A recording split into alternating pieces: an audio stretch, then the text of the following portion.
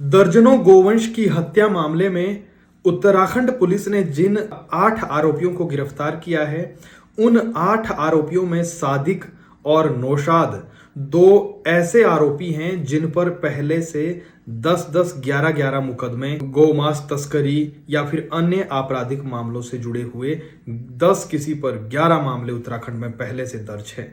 तो आप अंदाजा लगाइए कि कितने बड़े स्तर पर यमुना नदी किनारे ये गो तस्करी, गोमांस तस्करी हुई, कितने गोवंशों को यहाँ पर काटा गया। पुख्ता आंकड़ा इसलिए नहीं मिल पाया अभी तक क्योंकि कई गायों की टांगे मिली है, कई गायों के सर मिले हैं। तो अंदाजा ये लगाया जा रहा है कि 22 के करीब ये गोवंश होगा। खैर, आज जब उत्तराखंड देहरादून एसएसपी और एसपी सिरमौर ने प्रेस वार्ता की तो कई बड़े खुलासे किए। कहा कि प्रारंभिक जांच में हो सकता है कि व्यावसायिक तौर पर यह बड़े स्तर पर जो है गोमांस तस्करी की गई, क्योंकि इतने बड़े स्तर पर एक दिन में ये नहीं हुआ और इसलिए स्थानीय लोगों के साथ कुछ एक लोग हो सकता है कि इसमें इनके साथ मिले होंगे और बड़े पैमाने पर वहां से गोमांस सप्लाई किया गया, वहां से पहुंचाया गया। खैर, पूरा अपडेट आपको फिलहाल हम देते हैं कि आखिर ये हुआ क्या पांवटा साहिब में। हमारे साथ जो अन्य जिलों से, अन्य प्रदेशों से लोग जुड़े, हुआ यूं कि कल खबर मिलती है, वीडियो वायरल होता है एक, कि पांवटा साहिब के मानपुर देवड़ा में यमुना नदी किनारे, क्योंकि यमुना नदी हिमाचल और उत्तराखंड को यहाँ बांटती है, यमुना नदी किनारे गोमांस के अवशेष देखे गए।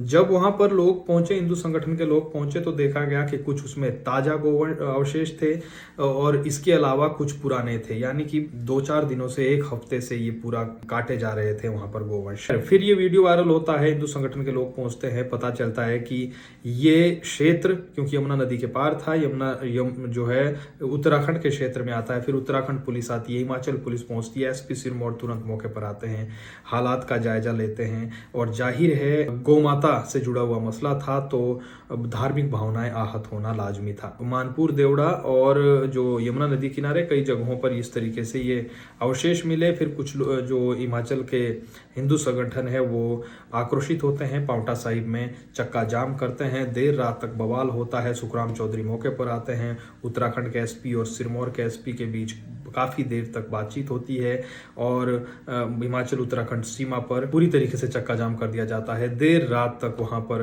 3 मांगें रखते हैं, धरना दे रहे थे हिंदू संगठन के लोग और फिर आश्वासन के बाद कल का समय दिया गया और फिर धरना प्रदर्शन खत्म हुआ।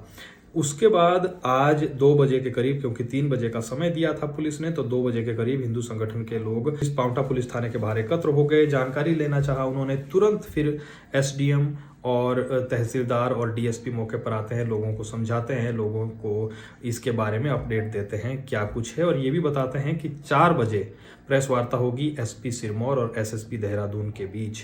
फिर ये प्रेस वार्ता होती है और पुलिस फिर क्या कहती है इस पूरे मामले पर वो आप देखिए। एक बड़ी अनहोनी होने से पांवटा साहिब में टल गई और क्योंकि धार्मिक भावनाएं जब जो है आहत होती है तो मामला आज की तारीख में आपको पता है कि बहुत बढ़ जाता है, लेकिन ज़्यादा कुछ हुआ नहीं। धरना प्रदर्शन, हिंदू संगठनों की यहाँ तारीफ करनी पड़ेगी, शांति प्रिय तरीके से उन्होंने धरना प्रदर्शन किया, कोई तोड़फोड़ नहीं हुई, कोई आगजनी नहीं हुई। हालांकि एनएच जाम जरूर रहा, लोगों को दिक्कतों का सामना करना पड़ा। हिंदू संगठनों ने फिर एसडीएम की बातों को माना, एसडीएम गुंजीत सिंह चीमा ने खुद मोर्चा संभाला, बताया, समझाया, कहा कि आपकी मांगे जो थी जायज मांगे, उन पर काम किया जाएगा, आगे भी किया जाएगा। हालांकि इस पूरे मामले में वन विभाग की कार्यप्रणाली पर सवाल उठना लाजमी है, क्योंकि जहां पर ये अवशेष मिले उसके क्षेत्र में, इर्द गिर्द के क्षेत्र में जो है कुछ गुर्जर बसते हैं। लोगों का कहना है कि अवैध रूप से वहां कई लोग रहते हैं और वहां जब तलाशी ली गई तो घास के नीचे जो खेर की लकड़ियां हैं वो मिली, यानी कि अंदेशा यह है कि कई पेड़ काटे गए होंगे। ऐसे में वो वीडियो वायरल हुआ, लेकिन वन विभाग कहता है कि हमारी कोई लकड़ी नहीं काटी गई है।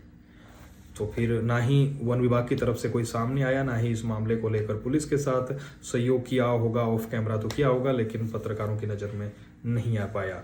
क्या कहा एसएसपी और एसपी ने, ओवरऑल मोटा माटी आप वो सुनिए। उत्तराखंड की पुलिस भी आई थी, हमारी पुलिस भी आई थी, तो हमने ज्वाइंट इस पर इन्वेस्टिगेशन भी की है। तो हमने अपने तौर पर इसमें एफआईआर दर्ज की है और एफआईआर दर्ज करने के उसमें हमने 2 व्यक्तियों को गिरफ्तार किया है और हमारे अभी इन्वेस्टिगेशन में एक और सस्पेक्ट भी है जिसकी अभी पूछताछ और जिसके बारे में अभी और सूचना गैदर की जा रही है।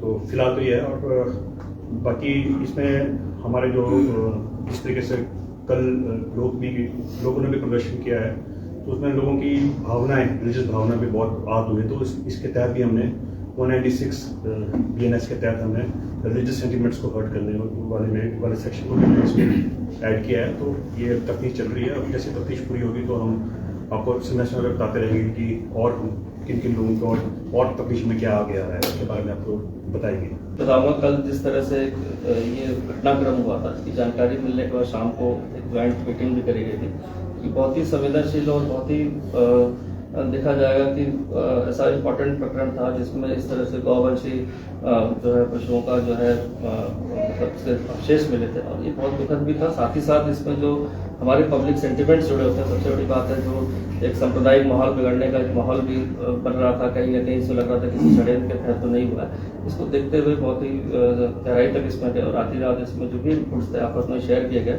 तो उत्तराखंड साइड में देखा जाए हमारे सहसपुर थाना क्षेत्र में से कुछ लोग सस्पेक्टेड आए, हमारे CCTV के कुछ कवरेज में हो, चाहे इलेक्ट्रॉनिक सर्विलांस में से उनकी मूवमेंट आया। चूँकि हमारा जो ये बॉर्डर क्षेत्र जहाँ पर मिले थे ठकरानी के क्षेत्र पड़ता है जो बॉर्डर से ही लगा हुआ था, तो तत्काल इसमें जो सुसंगत धाराओं में जो तहरीर आई थी उसके आधार पर हमने भी मुकदमा लिख दिया था। जैसा अभी इसके आपने बताया कि इसमें धार्मिक भावनाओं को भी ठेस पहुंची थी। 195 BNS में भी किया गया, 325 जो सेक्शन है BNS की उसमें भी किया गया, साथ ही पशु क्रूरता और जो स्लॉटर एक्ट है उसमें भी किया गया था।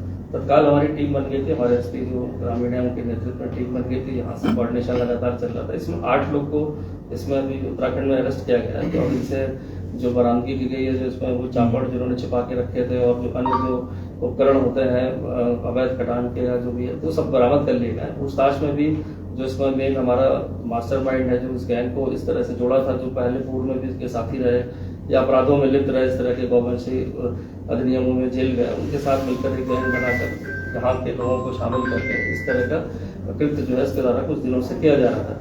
और इसमें जो सादिक नाम का है, इसमें 11 मुकदमे उत्तराखंड में विभिन्न इसी गौवंशी अधिनियम में और गैंगस्टर एक्ट में पंजीकृत है।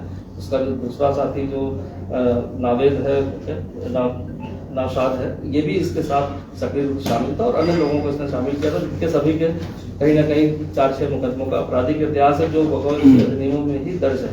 तो इस तरह के घटनाक्रम में हमारे पास भी 2-3 और सस्पेक्ट आए हैं जो इनसे जुड़े हुए थे, जो अन्य जगहों पर भी इस तरह से सक्रिय रहे हैं और तो उनके बारे में भी इंफॉर्मेशन शेयर कर ली गई। उनको भी अक्यूज बना के उनकी गिरफ्तारी के लिए हमने टीम बना ली है और संयुक्त रूप से अगर आवश्यकता पड़ती है तो यहाँ से भी सहयोग लेकर उन पर कार्रवाई की जाएगी।